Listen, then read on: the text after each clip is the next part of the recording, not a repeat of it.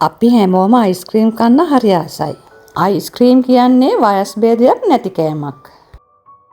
මේ වෙනකොට මම ඔයාලට අයිස්ක්‍රීම් රෙසිපීස් ගොඩක් ගෙනල්ලා තියෙනවා. අද මම ඔයාලට කියලා දෙන්නේ ෆෘට් ඇන්ඩ් නට් අයිස්ක්‍රීම් හදන හැටි. ඉතින් මේක හදාගන්න ප්‍රධාන වශයෙන් අවශ්‍ය වන්නේ අමුද්‍රව්‍ය දෙකයි. ඔන්න මම මුලින්ම ජෙලි පැකට් දෙකක් ගත්තා. මේක ඩෙලිස් එකේ ඇපල් ෆ්ලේවර්ඩ් කොළපාට ජෙලි පැකට් එක. ඉතින් ඔයා කැමති පාටකින් කැමති නිෂ්පාදනයකින් ගන්න පුළුවන්. මුලින්ම ජෙලි පැකට් දෙක කඩලා මම මේ වගේ භාජනයකට දාගන්නවා. ඔයාට සීතකරණේ තියාගන්න පුළුවන් භාජනයක් ගන්න පුළුවන් නම් හොඳයි. ඔන්න දැන් මම ජෙලි එකට එකතු කරනවා තදම උණු වතුර මිලිලීටර් 400ක්.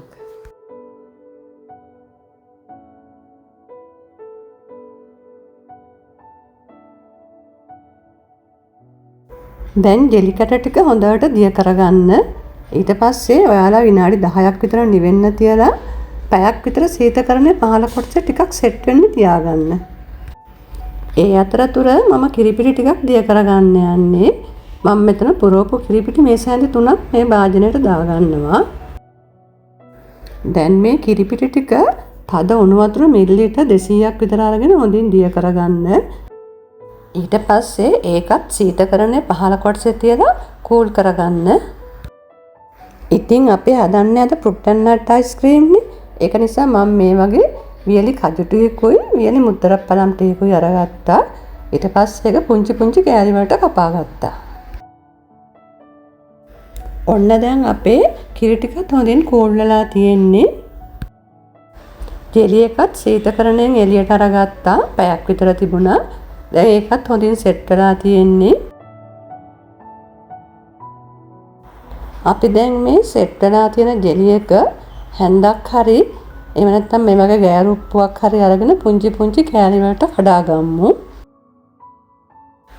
මේ වෙලාවේ ඔයාට අවශ්‍ය වෙන බ්ලෙන්ඩර් කප් එක. මම දැන් කඩාගත්ත ජෙලි ටික හොඳින් සූරලා මේ බ්ලෙන්ඩර් කප් එකට දාගන්නවා. ඊළඟට ඔයා හදාගෙන කූල් කරගත්ත කිරි ටික මේකත් මේ ජෙලි එකට දාගන්න. ඔයා මේකට පිටි කිරි නැතුව දියර කිරි ගන්නවා නම් මිලිලීටර් 200ක් අරගෙන ඊට පස්සේ රත් කරලා කූල් කරගන්න.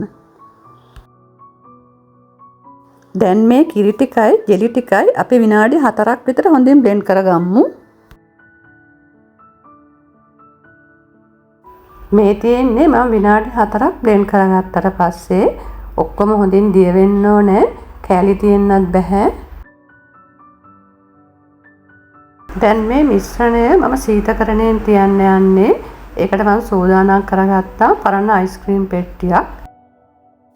දැන් මේ මිශ්‍රණය මේ වගේ පෙට්ටියකට දාලා සීතකරණයේ ඉහළ කොටසේ මම පැය 4ක් විතර හොඳින් සෙට් වෙන්න තියාගන්නවා. ඔන්න මේ පැය 4කට පස්සේ මම අයිස්ක්‍රීම් ටික සීතකරණයෙන් එළියට ගත්තා.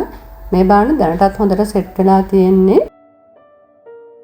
ඔයාලා නැවතත් මෙම අයිස්ක්‍රීම් ටික පුංචි පුංචි කෑලි වලට මේ විදිහට හැන්දක් හරි ගෑරුප්පුවක් හරි අරගෙන කඩා ගන්න. දැන් නැවතත් බ්ලෙන්ඩර් කප් එක අරගෙන ඒකට මේ මිශ්‍රණය දාගන්න. ගොඩක් අය මගෙන් අහලා තියුණා ජෙලි වලින් හදන අයිස්ක්‍රීම් වලට සීනි දාන්නේ නැද්ද කියලා. ඇත්තටම සීනි අවශ්‍ය වෙන්නෙම නැහැ. මොකද ජෙලි වල තියෙන්නේ සීනි නිසා. ඉතින් ගොඩක් පැණි රසට කැමති කෙනෙක් නම් කිරි ටික දිය කරගන්නකොට සීනි මේස හැඳි එකක් විතර දාලා දිය කරගන්න. ඔන්න නැවතත් මම විනාඩි 3ක් විතර බ්ලෙන්ඩ් කරගත්තා. ඔයා හරියට බ්ලෙන්ඩ් කරගත්තා නම් මෙන්න මේ වගේ තමයි ඒක එන්නේ. ඉතින් ගොඩාක් වෙලා මේ වෙලාව බ්ලෙන්ඩ් කරගන්නත් එපා. අපි පළවෙනි වතාව බ්ලෙන්ඩ් කරනකොට ටිකක් දියර ගතියට වගේ ආවා. මේ පාර ටිකක් මෙන්න මේ වගේ උකු ගතියට අරගන්න. දැන් මම බ්ලෙන්ඩ් කරගත්ත අයිස්ක්‍රීම් මිශ්‍රණය මෙන්න මේ අයිස්ක්‍රීම් බොක්ස් එකට ටිකක් දාගන්නවා. ඒ කියන්නේ පතුල වැහෙන තරමට දාගන්නවා. ඊට පස්සේ මෙන්න මේ විදිහට හැන්දෙන් ටිකක් ලෙවල් කරගන්න. දැන් අපේ බ්ලෙන්ඩර් කප් එකේ ටිකක් අපි ඉතුරු කරගෙන තියෙන්නේ. දැන් අපි පුංචි පුංචි කෑලි වලට කඩාගත්ත කජු සහ වියලි මිදි ටික භාගයක් විතර මෙන්න මේ විදිහට අතුරගමු. දැන් අපි දාගත්ත වියලි පළතුරු කෑලි වලට උඩින් ඉතුරු අයිස්ක්‍රීම් මිශ්‍රණය මෙන්න මේ විදිහට දාගන්න. දාලා ඒකත් මේ විදිහට පොඩ්ඩක් ලෙවල් කරගන්න. ඔන්න දැන් අපි ලෙවල් කරගෙන ඉවරයි. ඊළඟට අපි ළඟ තව ඉතුරු වෙලා තියෙන වියලි කජුයි මිදි ටිකක්. අපි ඒකත් ඊට උඩින් දාගමු.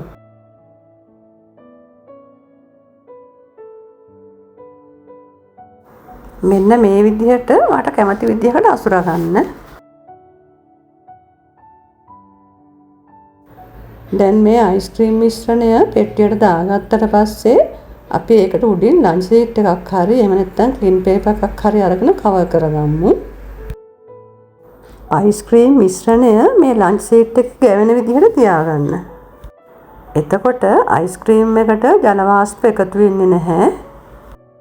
දැන් පියනෙන් වහලා සීතකරණයේ ඉහළ කොටසේ පැය 4-5ක් හොඳින් සෙට් වෙනකන් තියාගන්න. මේ තියෙන්නේ පැය 5කට පස්සේ. ඔන්න මම එළියට අරගත්තා. ඔන්න දැන් අපේ අයිස්ක්‍රීම් එක හොඳින් සෙට් වෙලා තියෙන්නේ. බලන්න හොඳ ගානට තියෙනවා. අපි එහෙනම් දැන් මේ වගේ අයිස් කෝන් එකකට දාලා බලමු. මේ බලන්න හොඳට තියෙනවා. කඩෙන් ගෙනාවා වගේම තමයි. ඉතින් එහෙනම් ඔයාලත් මේ වගේ රසවත් අයිස්ක්‍රීම් එකක් try කරලා බලන්න. මගේ channel එකත් subscribe කරලා like එකක් දාලා comment එකකුත් දාගෙන යන්න. නැවත හමු වෙමු. එහෙනම් ගිහිල්ලා එන්නම්.